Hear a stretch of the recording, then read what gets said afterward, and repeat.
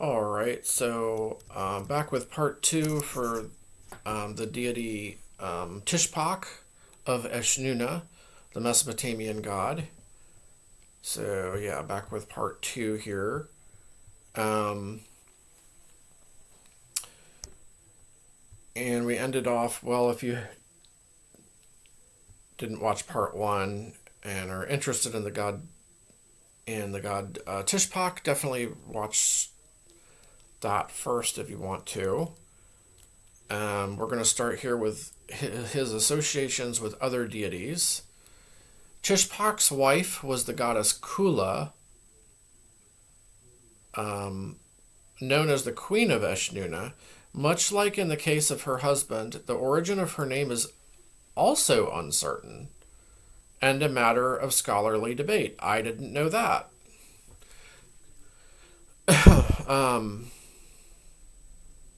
Their sons were Nanshak, Papasanu, and Mi Suher. Reading of the name is uncertain, that one.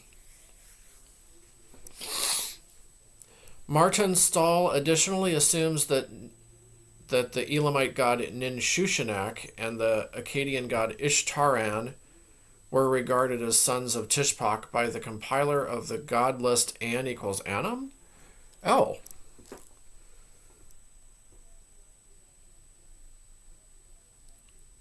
I don't know about that.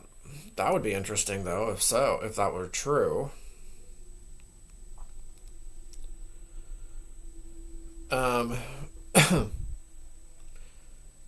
his messenger deity was the serpentine creature Bashmu. However, since on cylinder seals a god who might be Tishpak is accompanied by a fully anthropomorphic attendant deity, it is possible that Bashmu in this case was the name of an anthropomorphic minor god, which was simply meant to highlight the association between his master and snakes. A further courtier of Tishpak was the god Abu, also known as Ipahum or Viper. Okay, we've heard of the god Abu before.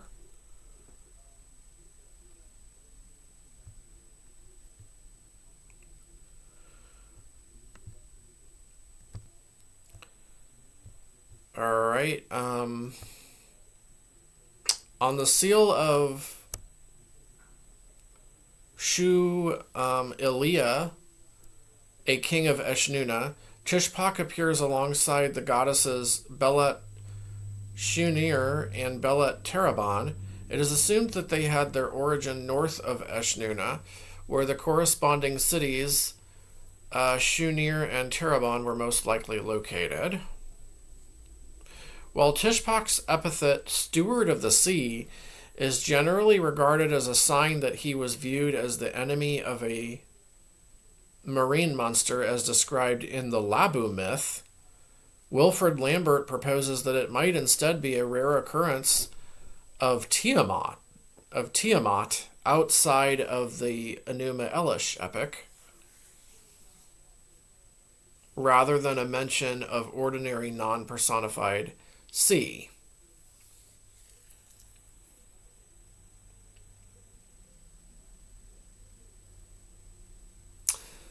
A Neo-Babylonian god list identifies Tishpak with Marduk. Oh, I didn't know that. Referring to him as Marduk of the troops.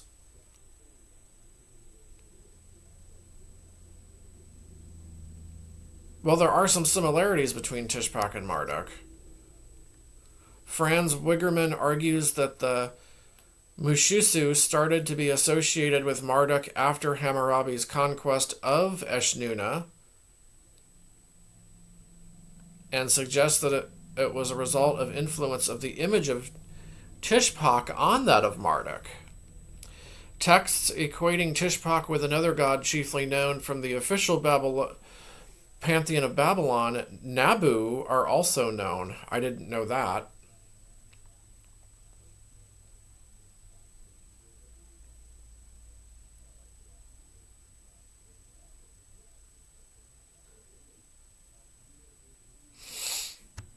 While most Mesopotamian sources do not treat Nanazu, and now Nanazu, of course, um, was the original patron god of Eshnuna, and then Tishpak became the later patron god there.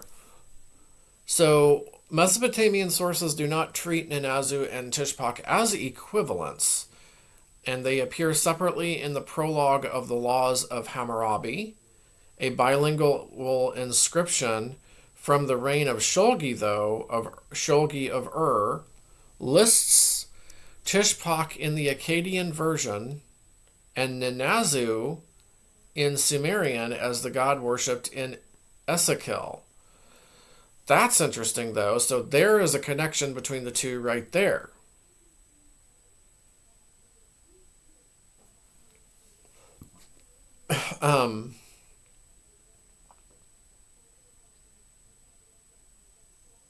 So this inscription here from the reign of Shulgi of Ur, and that's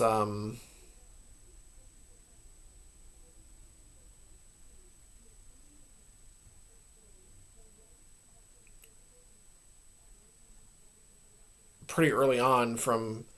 That's the 2094 to 2046 BC. Okay. Wilfrid Lambert additionally proposed that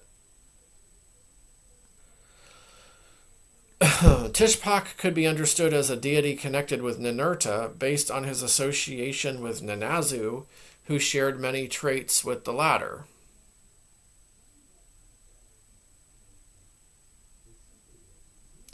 Similarly, Andrew George argues that Tishpak's placement in the so-called canonical temple list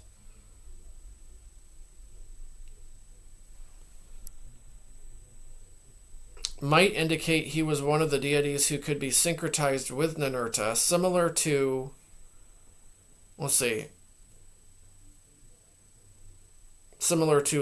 Marada, Zababa, and or Urash. According to Martin Stahl, both classification of Tishpak as a Ninurta-like figure and direct equation between these two deities, Tishpak being described as Ninurta Shah Ramkuti?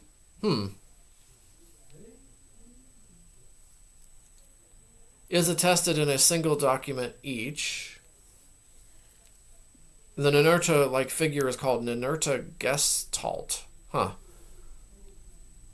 Okay. Well, that's weird. Well, it's not weird, but just an uncommon occurrence there, but it is there. In a Ugaritic trilingual god list, Tishpak is identified with a deity called Milkuni. It's a Hurro-Hittite deity whose name was the combination of the Ugaritic divine name Milku. I did a video on the god Milku, by the way, with the Hurrian suffix nni. The Ugaritic column of the same list describes him as Gesharu. It means mighty in Ugaritic, written as Gataru in the alphabetic script. Okay.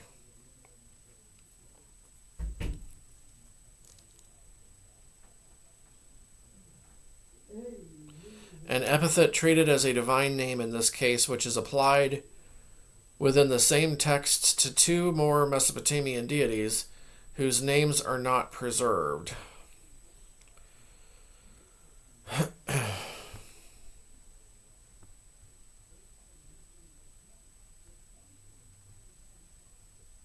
Aaron Tugan Daft, following earlier restoration proposals, concludes that they can be tentatively identified as Ningirsu and Mesagunu, a minor warrior god from Uruk, possibly associated with Ninurta or Nergal. Um, The reading of his name continues to be disputed, and other proposals include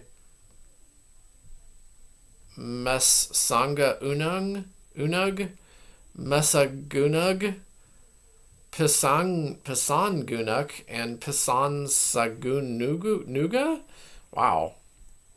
Equating multiple Mesopotamian gods with the same Ugaritic and Hurrian ones in multilingual lists is well attested, and is considered to be a result of scribes having to deal with the smaller number of deities present in these pantheons compared to these enumerated in Mesopotamian god lists. That's true. Mesopotamian god, there's way more Mesopotamian deities. It has been suggested that in Ugarit, Gasharu might have referred to legendary ancestors of the royal family, or to an underworld god. It is also attested as an epithet of the goddess Anat.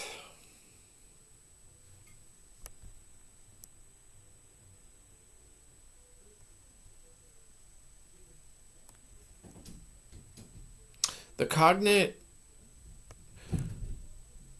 Akkadian word Gasharu is attested in Syrian Emar, the Syrian state of Emar, as the name of a deity as well.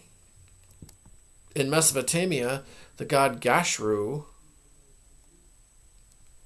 was usually associated with Lugal era or era. Oh, okay.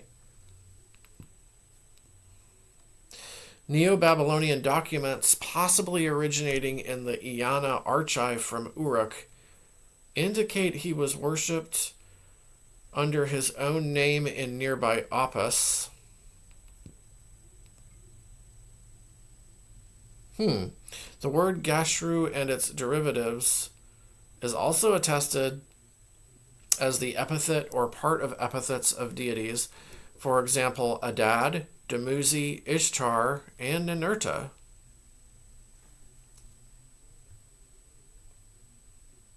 Okay.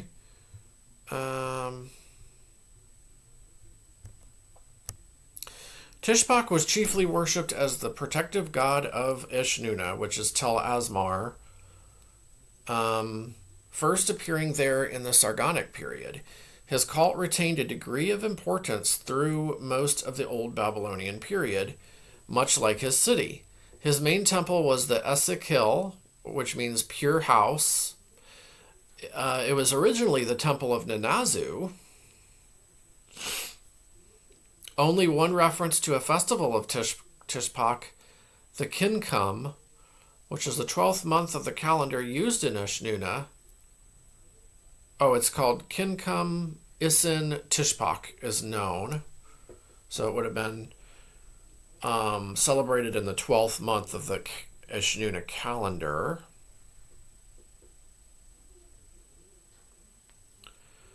After Ishnuna gained independence after the fall of the third dynasty of Ur, a royal ideology in which the king was a representative of Tishpak developed.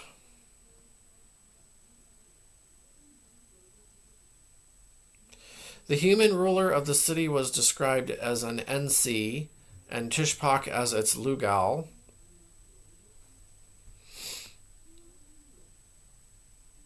An Ensi is a Sumerian title, a ruler, prince, and Lugal is like king, ruler.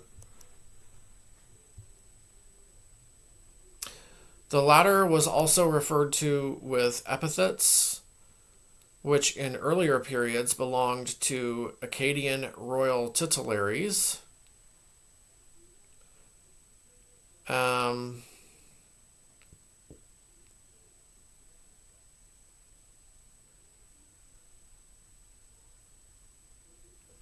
One of the kings of Ishnuna was named Ikwish Tishpak. Bila, Lama, and Dadusha called themselves beloved of Tishpak, and most likely placed 2 statues of himself in his temple. Multiple year names of various rulers of the city mention Tishpak too. According to Martin Stahl, Tishpak was generally not worshipped outside the kingdom of Eshnuna. No references to active worship of him are known in southern Mesopotamian cities. That is a little odd, I guess.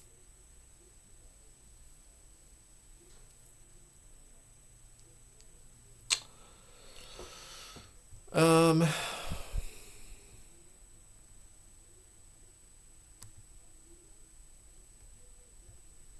see, we're 15 minutes in. Personal names with... I'll try and finish up here.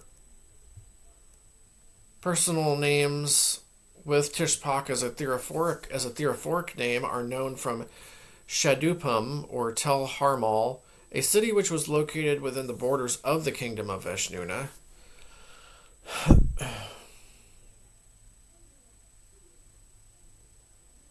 Another site other than Eshnuna itself, though most likely affiliated with it, from which personal names with Tishpak as a theophoric element are known, is from the Choga Gavene site in western Iran, which in the early 2nd millennium BC was a predominantly Akkadian settlement.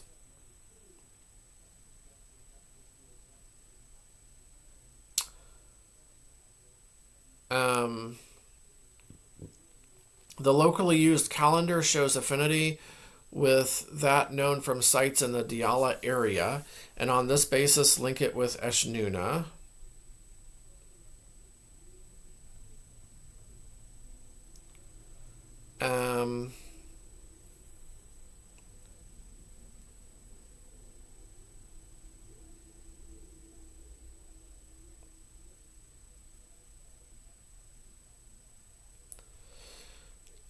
Says here, while the number of personal names invoking gods from the Diyala area, especially Tishpak, is higher in documents from Babylonian Sippar than from any other place in Babylonia proper, the people bearing them were likely not native inhabitants of that city, but rather individuals who arrived from the kingdom of Eshnuna.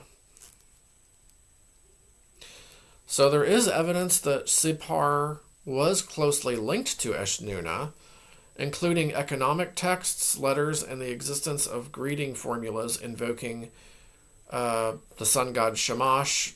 Sippar is his sacred city, one of them, alongside Tishpak, rather than the protective god of nearby Babylon, Marduk. Yeah. Well,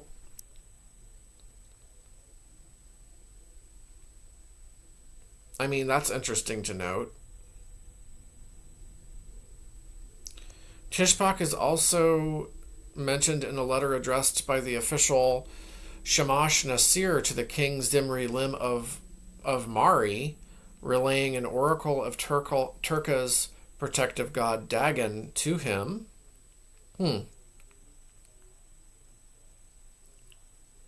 text was most likely an allegorical representation of Eshnuna's encroachment of territory within the sphere of influence of Mari with the mentioned gods.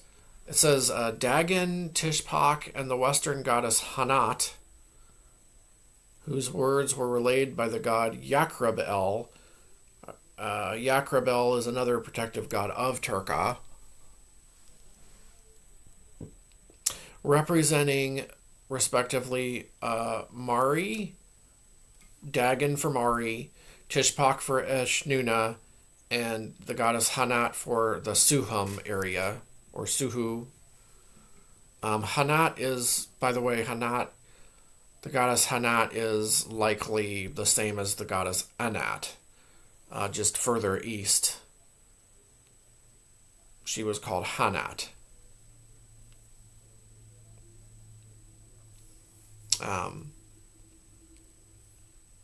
So the goddess Anat was known outside of Ugarit. Um,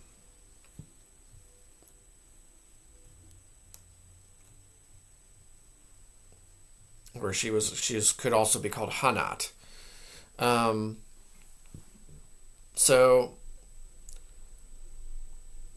the Suhum area, which was under the control of Mari.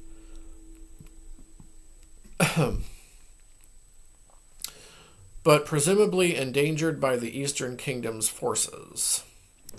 While the text recognizes Tishpak as a high-ranking god, it ultimately considers Dagon a higher authority. Well, that's because it's a text from Mari.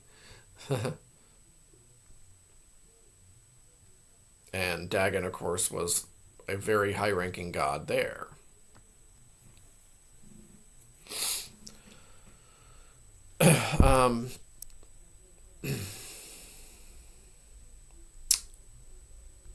In the prologue of the Laws of Hammurabi, an eponymous king is addressed as the one who brightens Tishpak's face. Oh.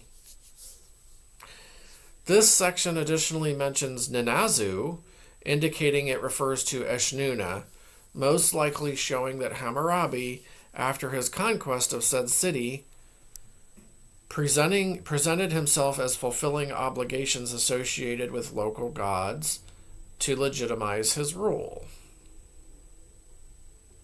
A reference to the Esakil occurs on a boundary stone of Nazi Murutash. Another, that's a Kassite king from the 14th century BC, 14th and 13th.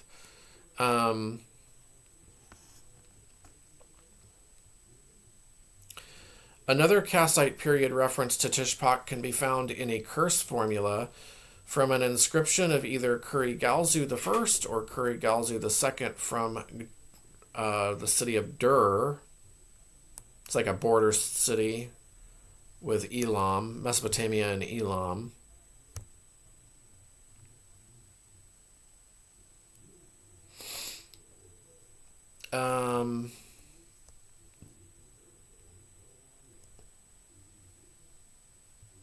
Tishpak appears in a ritual from the Atuku Lemnutu incantation series as one of the deities meant to protect a doorway alongside the Sabiti, Lulal, Latarak, Mashtaba, and the goddess Ishtar. Two Neo-Assyrian ritual texts mention Tishpak. A Tekultu from a Tekultu is a type of religious ceremony. So a Tekultu from the reign of Ashurbanipal, that's 7th century BC, alongside the gods Ashur and Shakan.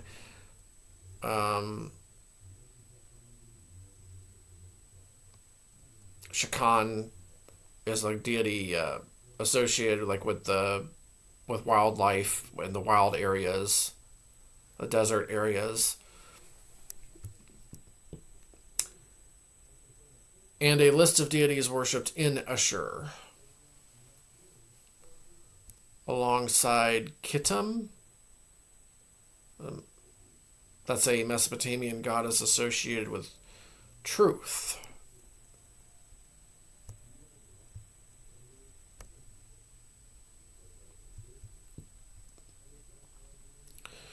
And then we'll do a little bit more here. And then we'll finish up on part 2 here for the deity Tishpak.